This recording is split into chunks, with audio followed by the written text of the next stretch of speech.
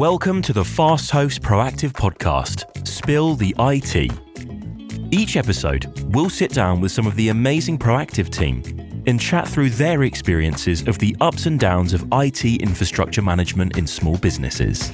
There's always plenty to chat about.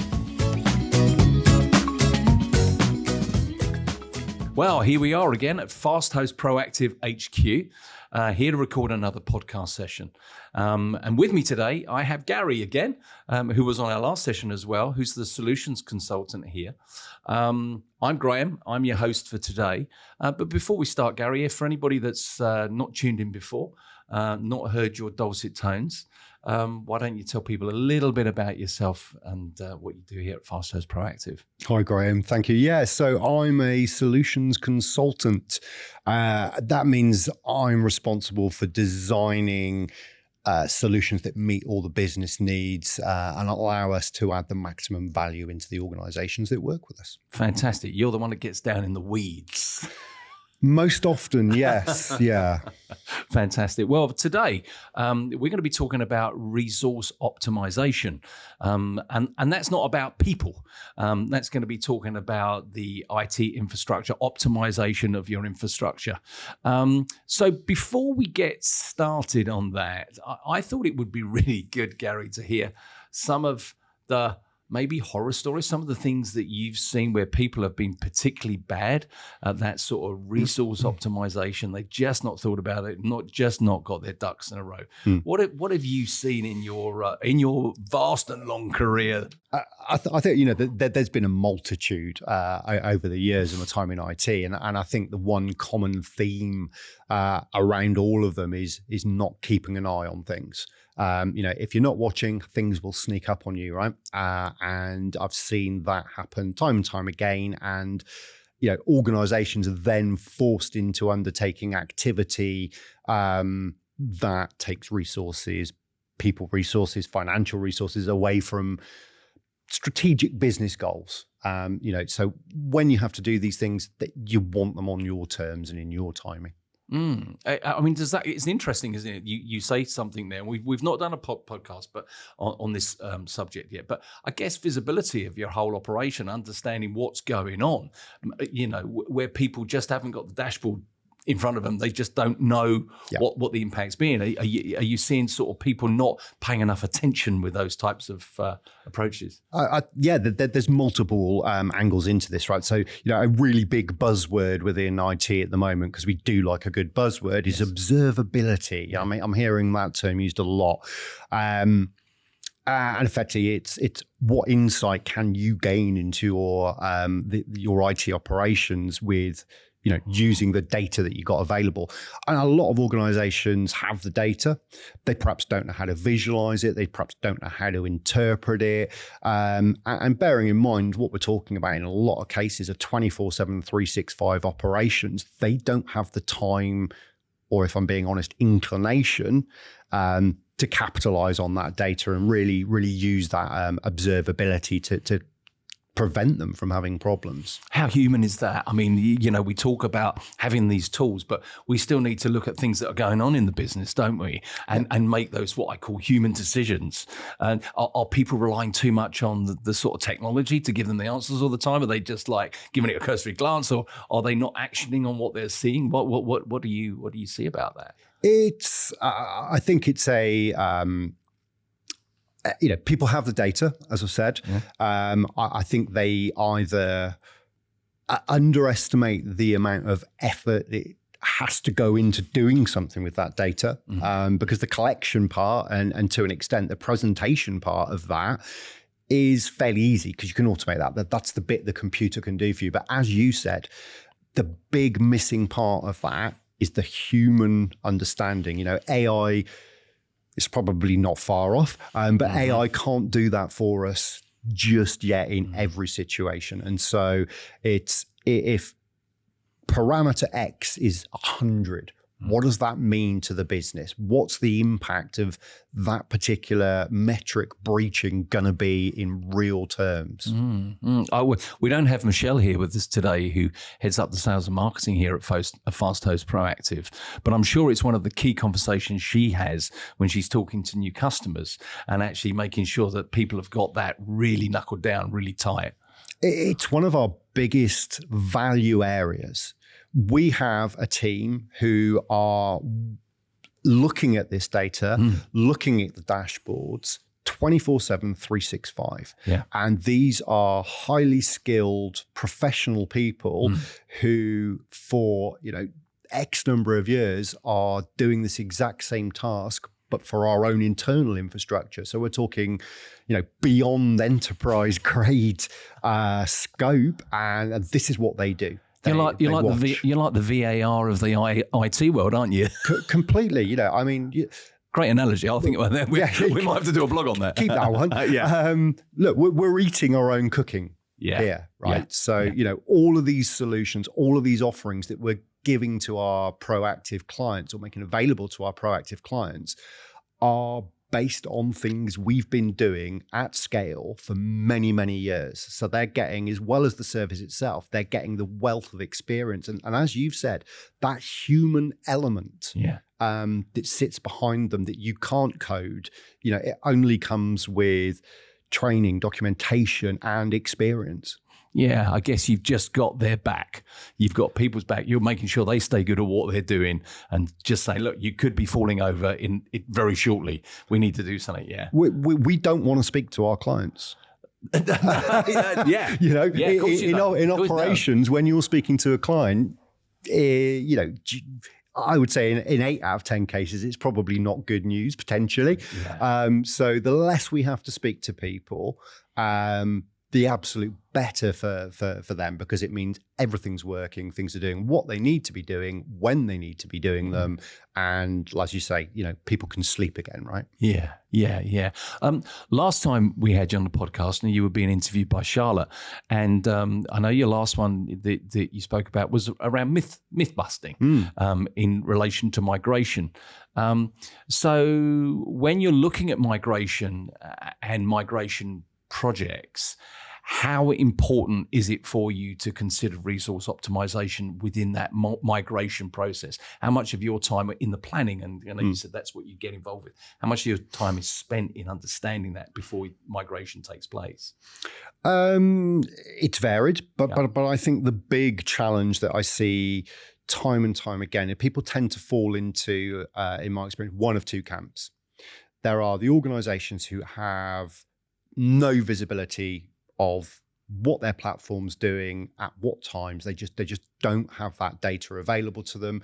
In most cases, these are self-managed platforms, and the organizations managing them haven't had the budget, the skills, the inclination, whatever that may be, to build out the platforms that will give them that observability. And so they have nothing. They don't even have a baseline to sort of go from. Right. So, that makes migration challenging, or just day-to-day operations challenging. The other camp are the people that understand very well their peaks. And again, we see this a lot in e-commerce. So, depending on your market, there is a likelihood that you're going to have peaks and troughs. So, if you sell school uniforms, you're starting to think about getting busy in the next kind of 6 weeks or so. And a lot of organizations understand those peaks. What they don't have the ability to do is understand their operating models within the troughs. And for a lot of platforms, they're being forced to resource for those peaks all year round when it's unnecessary. And the joy of the Fast Host Proactive platform is that flexibility of scale. So a principle that I use when I'm designing solutions is making sure that we start at a baseline and then we can scale as we need to. And we can do it quick because we've got people watching 24/7, 365. If we find that a peak is greater than we thought, we can change that within minutes so that it doesn't become impacting. And again, that agility is one of the things that we bring to the table with all of our solutions. Yeah, just as you were talking there, Gary, I'm thinking about everybody talks about scaling up, don't they, meeting that peak.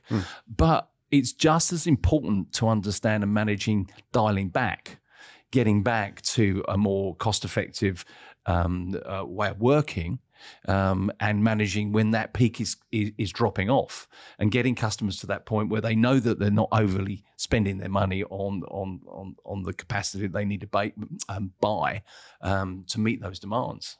Yeah, and I think a lot of that behavior is driven by traditional physical and even some virtual platforms that perhaps aren't as agile as the one that we've architected here.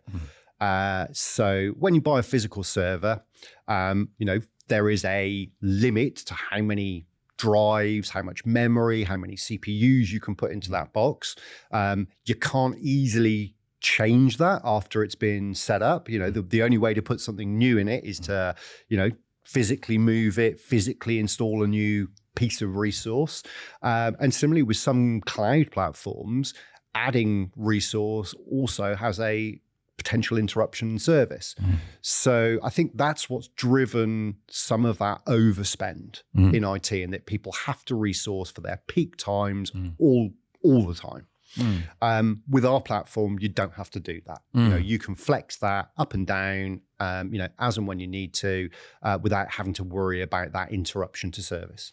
So, last time you were speaking, and in previous podcasts, we've spoken about the hybrid model, haven't we? Where people have got some on-prem equipment and responsibility, and obviously then they're using cloud as well.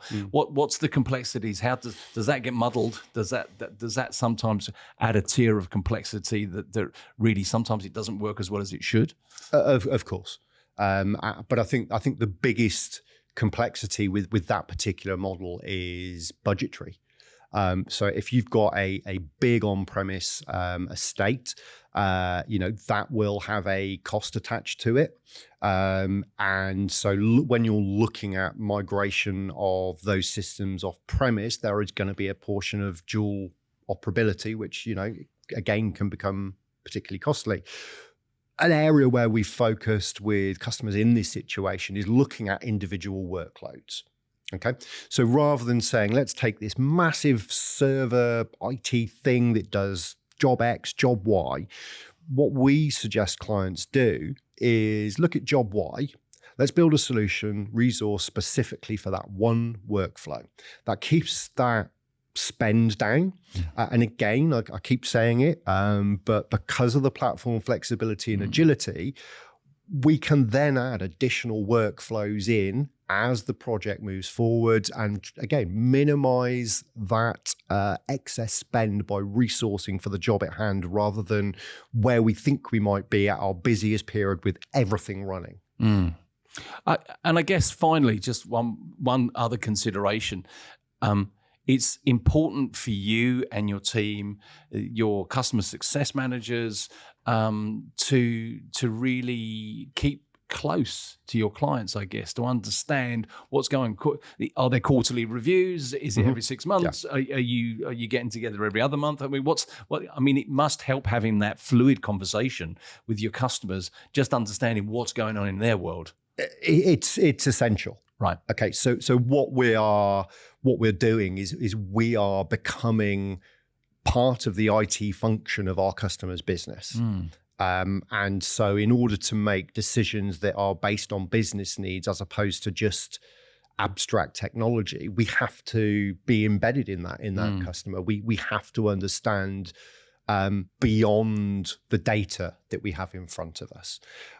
And certainly we have an infrastructure analysis service and a solution analysis service that customers can take.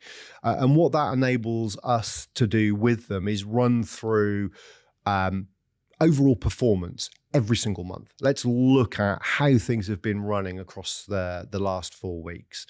Have there been any breaches? Have we noticed anything? Have our engineers sort of identified that at 3 o'clock in the morning, server X gets really, really busy and we're not sure why, so we want to dig more. We maintain calendars of customers' key events.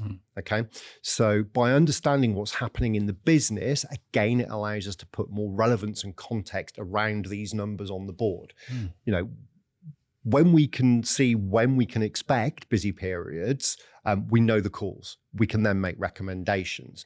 We will retain that data as part of monthly reporting packs and say to organizations, right, last year during your busy period, we had an issue here.